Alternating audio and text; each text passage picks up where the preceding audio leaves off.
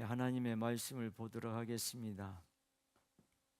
에스겔서 11장 13절입니다.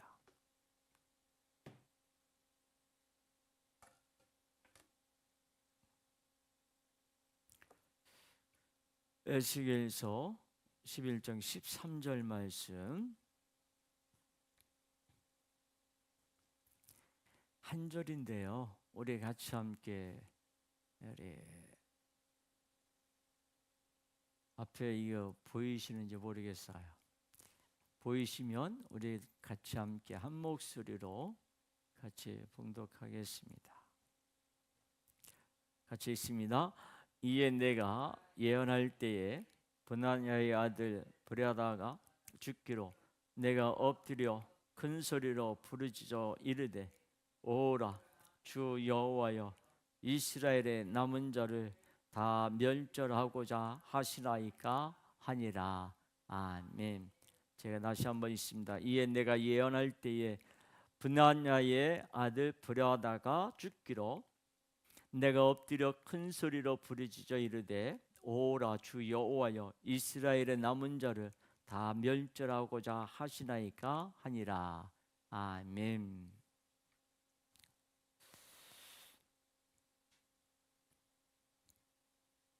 사람에게는 사랑하는 자가 있고 또 미워하는 자가 있습니다. 자기의 생각도 하기 싫은 늘 생각하는 사람이 있는가 하면 늘 생각도 하기 싫은 그런 사람이 있습니다. 그렇지만 이제 우리가 새해를 맞이하는 가운데는 생각하기 싫은 사람이 아니라 생각하고 싶은 사람들이 더 많아지기를 바랍니다. 여러분들이 하나님 앞에 기도할 때에도 점점 더 생각이 깊어지면서 주님 앞에 기도하는 그런 모습이 될 수 있으면 좋겠습니다. 그래서 이제 25년도 마지막 시간을 우리가 보내면서 주님이 오늘 우리에게 새해에 주시는 말씀이 무엇인가 오늘 말씀을 통해서 우리 깊이 한번 생각해 보도록 하겠습니다.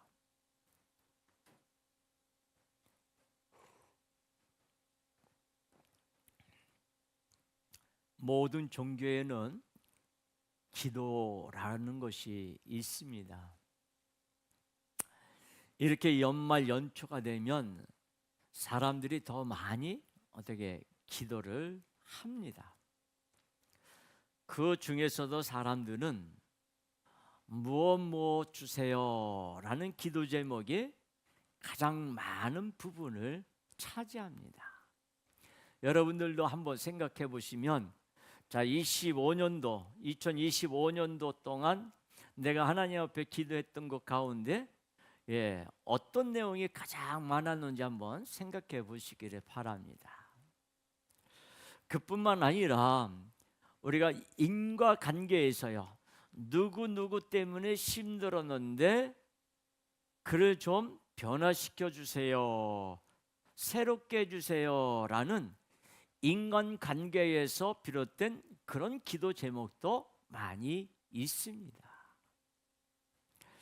이 시기에는 이 연말과 연초에는 많은 점쟁이 그리고 무속인들 또한 호황을 누린다고 합니다. 그리고 앞서 말한 똑같은 기도 제목을 이루어 달라고요. 그러니까는 뭐 주세요? 또 누구와 관계 속에서 내가 이렇게 불편해졌고 내가 그로 인해서 내가 이런 손해를 받기 때문에 그런 것이 이루어 달라고 점쟁이를 찾는 사람들이 뭉칫돈을 가지고 그것을 갖다 주면서 상대방의 운을 막고 그리고 상대방의 맥을 끊는 그런 부적을 받는다고 합니다. 2025년을 보내고 2026년을 맞이하는 이 시간, 여러분이 이 예배당에서 교회 안에 나와서 어떤 소망을 품고 어떤 기도 제목으로 기도하려고 하십니까? 다시 말하면 여러분들이 2026년도 기도 제목이 무엇입니까? 여러분의 마음에 소망을 두고 있는 것은 무엇입니까? 자, 오늘 본문이 있는 에스겔 1장은 에스겔 선지자가 예언한 내용입니다. 에스겔이 예루살렘에 대한 심판을 예언을 하다가 예언하는 그 도중에 갑자기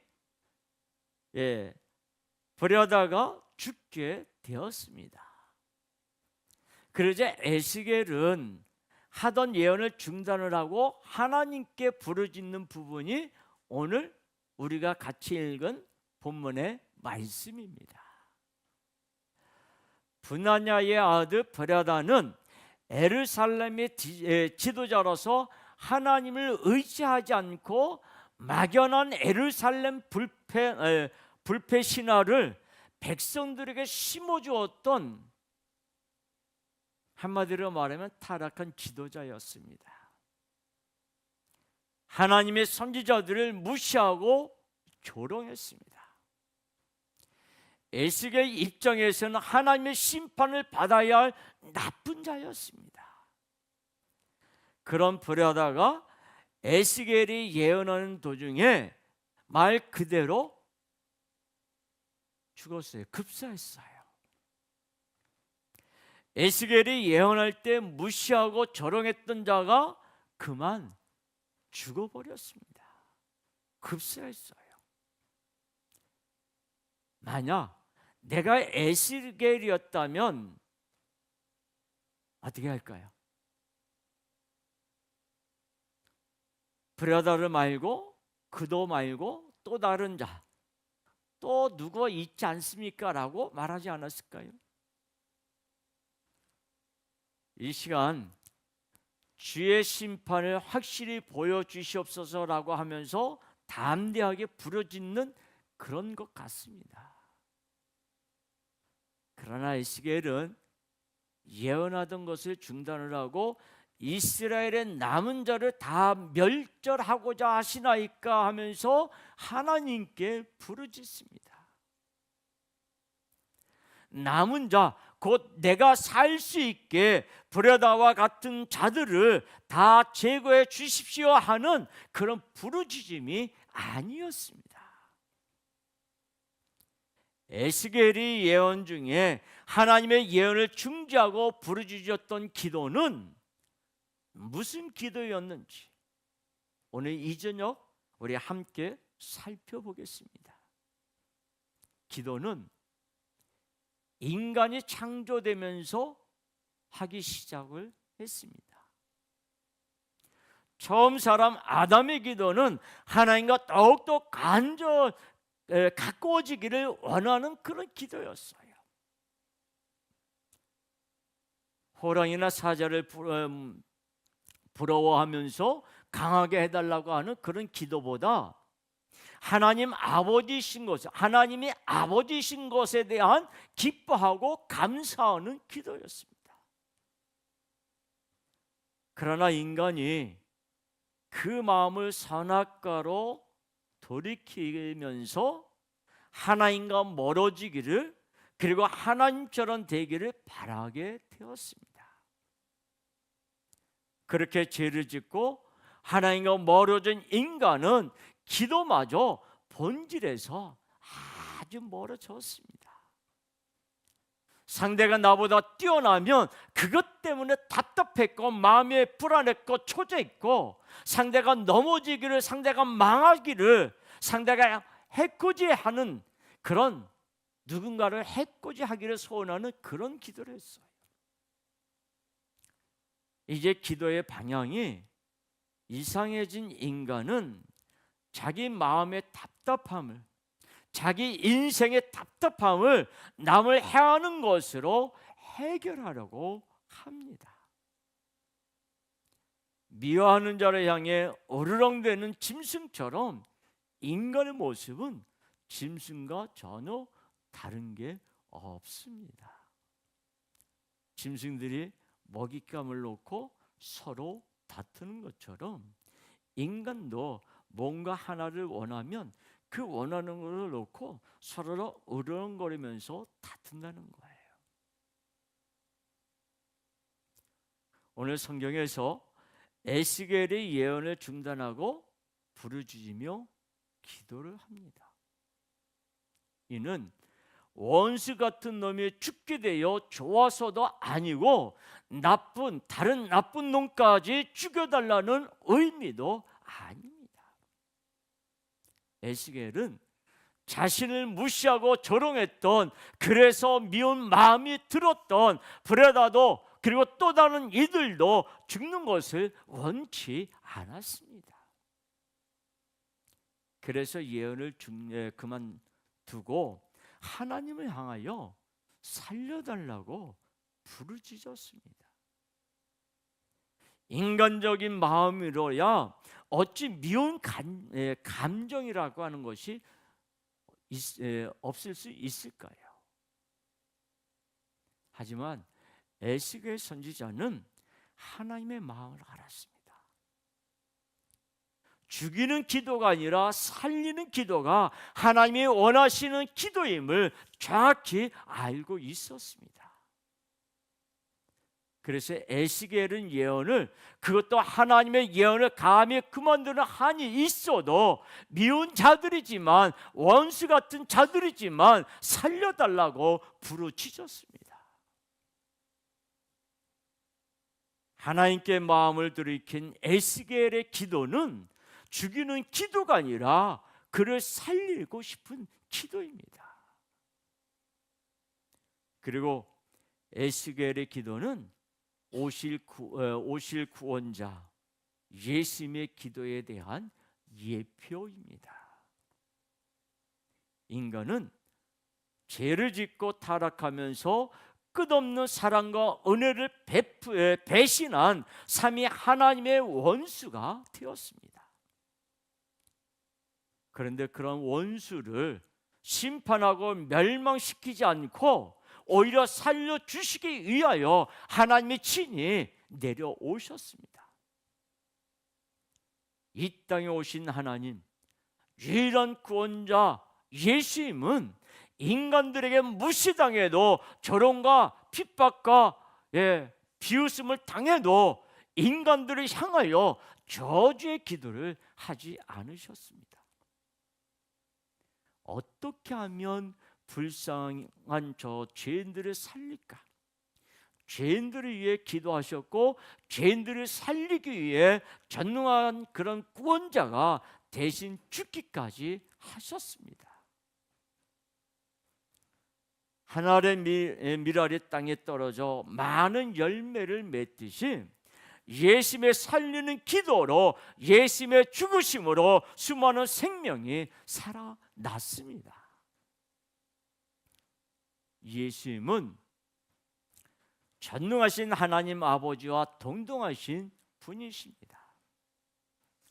온 세상의 창조자여 유일한 심판자이시기에 원수여 죄인이여 나쁜 자는 그냥 죽이시면 됩니다.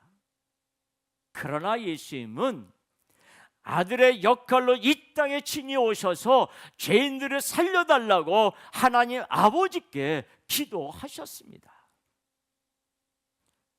예수님의 살리는 기도, 죄인을 위한 기도로 인하여 예수님 이전에 있던 자들도, 예수님 이후에 있는 자들도 예수님의 이름을 부르면, 죄인이라고 고백하기만 하면 사망의 권세에서, 죽음의 권세에서 벗어나 영원히 살 수 있게 되었습니다. 예수님의 살리는 기도는 과거에도 미래에도 모든 죄인에게 적용되어서 오직 예수님의 기도로 모든 죄인들에게 살 길이 열리게 되었습니다. 그런데 예수님의 기도로 어떤 이들은 살게 되었지만 또 다른 많은 이들이 예수님의 기도를 무시했습니다. 원수까지 사랑하시고 살려달라고 기도하시는 예수님을 보면서 무능하다고 여겼고, 예수님이 기적을 행하실 때도 바알세불의 힘을 빌린다고, 귀신의 힘을 빌린다고 그리 여기면서 예수님의 행적도 예수님의 기도도 업신여기기만 했습니다. 미련한 인간들은 남을 해야 하더라도 자기만 살려는 본능에 빠져서 예수님께 돌이킬 줄도 몰랐습니다. 오히려 예수님을 방해하는 역적으로 생각해서 십자가에 못 박으라고 외치는 답답한 자들만 늘어날 뿐이었습니다. 예수님이 이 땅에 와서 그 연약한 자들, 수많은 자들로부터 손가락질 받고 조롱받고 무시당하는 그런 자들을 찾아가서 그들에게 생명을 주기를 원하시는데, 인간은 그런 예수님의 마음을 조금도 알지 못했습니다. 그럼에도 예수님은 그런 인간들을 향하여, 악한 죄인들을 향하여 오히려 용서해달라고 하나님께 기도하셨습니다. 마태복음 27장 46절 말씀에 보면 이렇게 말씀하고 있습니다. 우리 같이 함께 읽겠습니다. 제9시쯤에 예수께서 소리질러 이르시되 엘리 엘리 라바 사왔다니 하시니, 이는 곧 나의 하나님 나의 하나님 어찌하여 나를 버리시나이까 하는 뜻이라. 아멘. 엘리 엘리 라바 사봤다니 어찌하여 나를 버리시나이까. 아버지라 부르지 못할 만큼 괴롭고 고통스러운 참혹한 십자가 위였지만 예수님은 기도하셨습니다. 누가복음 23장 34절 말씀입니다. 같이 있습니다. 이에 예수께서 이르시되 아버지 저들을 사하여 주옵소서. 자기들이 하는 것을 알지 못하나이다 하시더라. 그들이 그의 옷을 나눠 제비 뽑을세. 아멘. 예수님의 십자가상에서 엘리 엘리 라바 사봤다니 어찌하여 나를 버리시나이까. 주님은 애타게 부르짖겠는데 사람들은 예수님의 부르짖는 그 소리를 들으면서도 조롱했습니다. 저들이 하는 것들을 알지 못한다고 예수님을 말씀하시고 있어요. 그러면서 예수님의 기도 소리를 들으면서 저들이 어떻게 했습니까? 예수님의 옷을 나누어서 제비 뽑았더라라고 했습니다. 여러분, 나를 버리시더라도 저를 용서하여 주시옵소서. 저들은 자기가 하는 일을 알지 못합니다. 예수님은 자신을 버려서라도 죄인을 살려달라고 간절히 부르짖으셨습니다.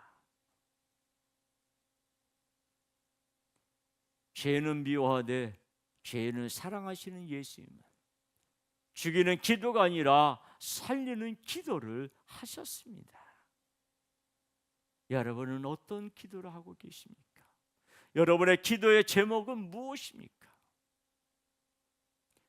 출애굽기 32장 31절에서 32절 말씀입니다.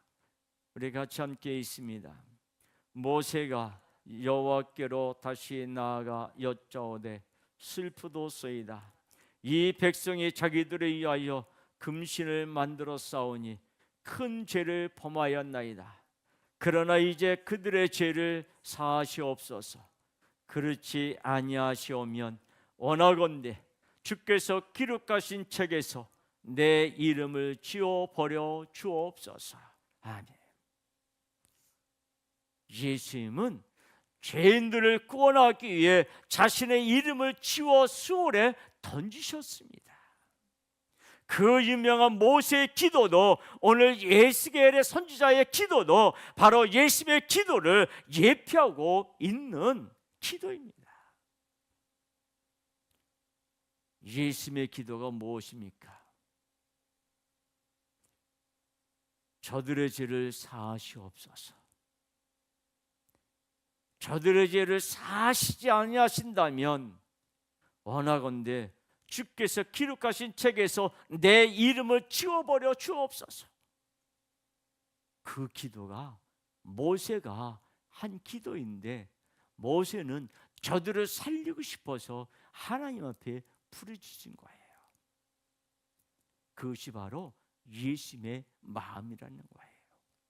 예수님의 기도에 이라고 하는 것을 말씀합니다. 죄악으로 인하여 죽음 위에 답이 없는 답답한 인생이 죄인을 살리기 위한 예수님의 기도로 용서받고 영생하며 시원한 인생, 평안한 인생으로 바뀌게 되는 거예요.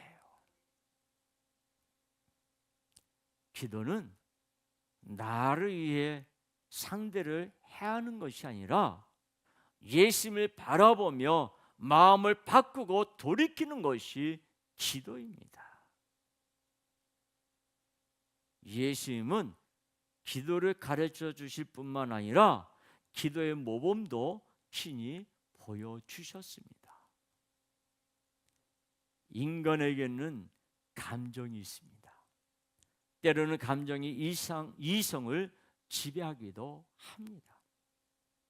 그러나 마음을 돌이켜 예수님을 바라보고 예수님께 시선을 두면 기도도 달라집니다. 남을 해하는 기도로는 답답함이 해소되지 않습니다. 그러나 예수님의 기도를 따라 남을 용서하고 오히려 그를 위해 기도하면 답답함이 다 사라지게 되고 마음의 시원함과 더불어서 하늘의 평안이 넘치게 됩니다. 감정에 치우치지 않고 마음을 돌이켜 예수님을 바라보면 용서의 기도, 남을 위한 기도를 하게 되고 손해의 인생이 아니라 복이 넘치는 인생이 됩니다. 죄를 짓고 하나님께 멀어지더니 기도의 방향까지 이상해진 인간은 서로 망하고 잘못되기를 간절히 바라고 기도합니다. 그렇게 가만두어도 서로 망하게 될 텐데 하나님 아버지는 인간들을 긍휼히 여기셔서 하나뿐인 아들을 보내주십니다.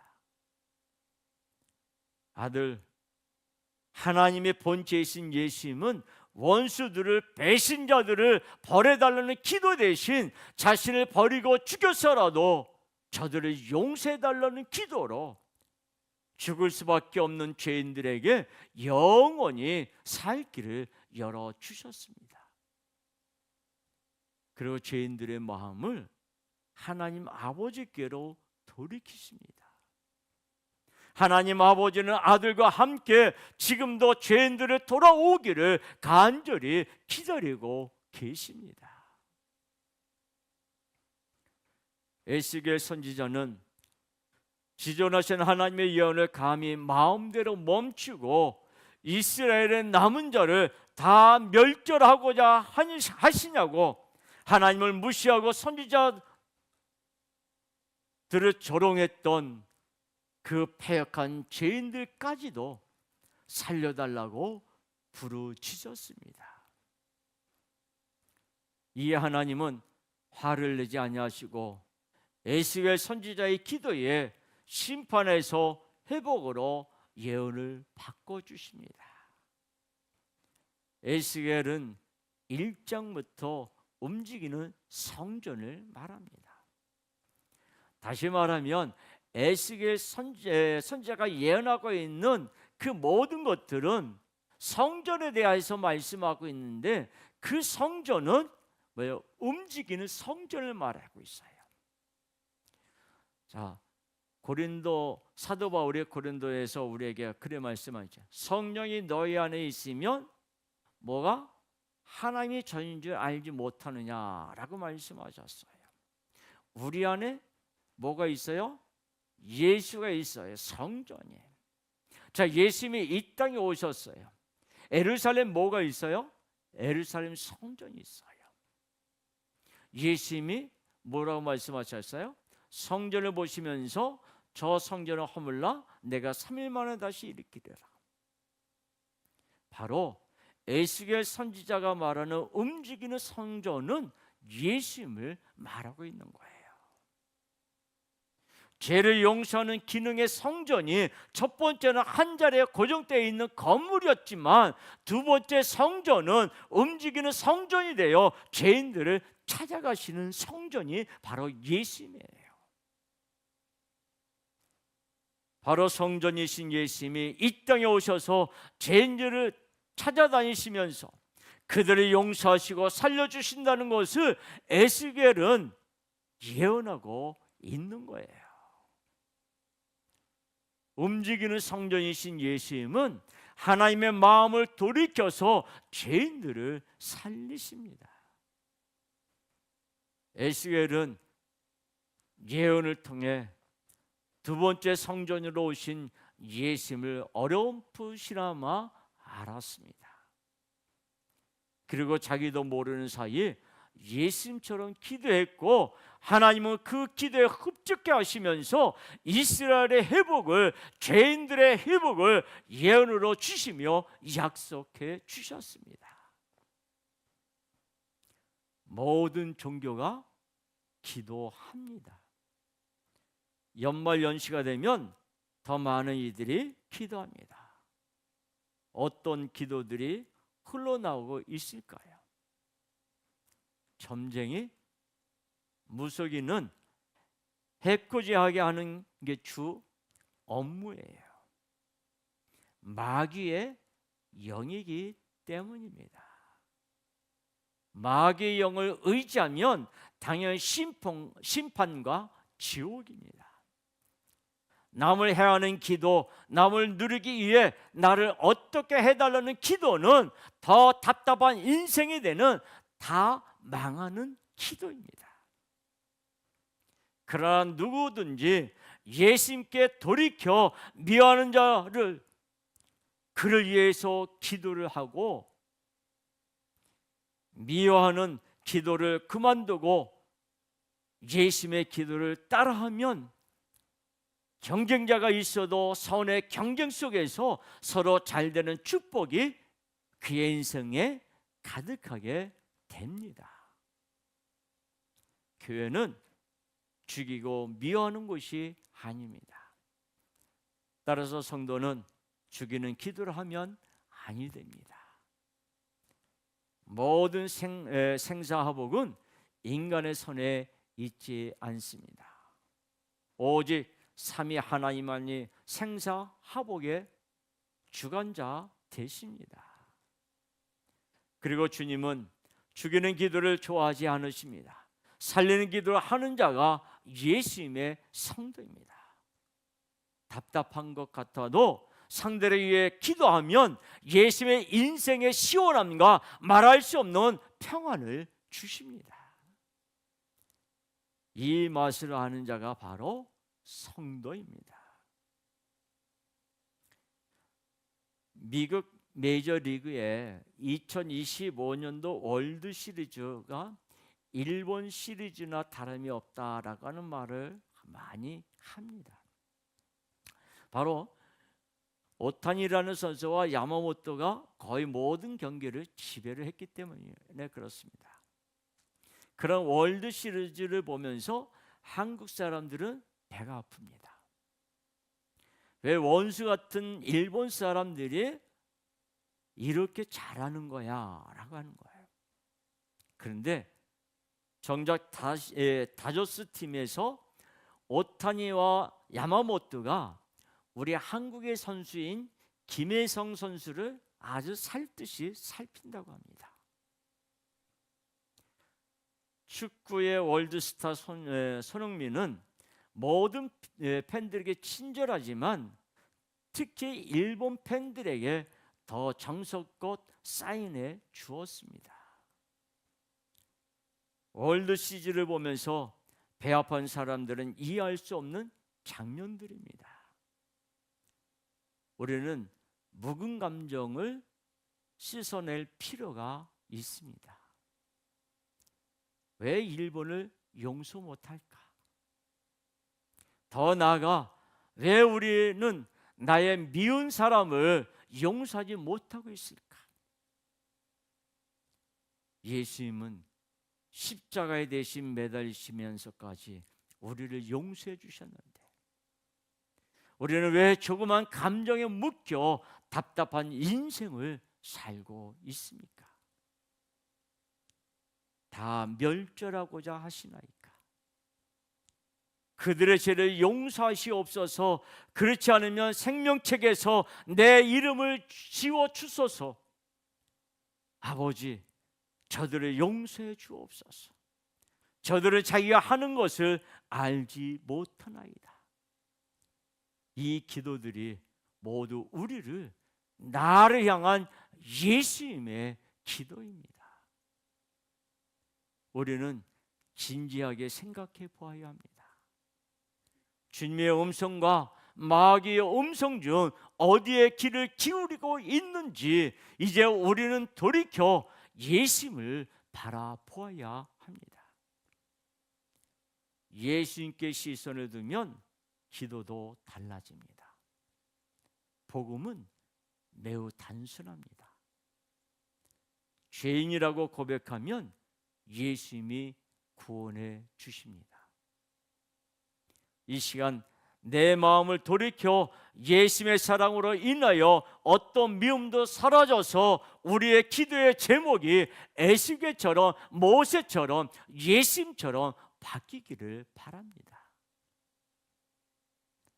아직도 누구누구를 어떻게 좀 누구누구에게 무시를 안 당하게 누구누구를 이길 수 있게 누구누구보다 더 뛰어나게 이런 기도 제목이 혹시 여러분에게 떠오르십니까?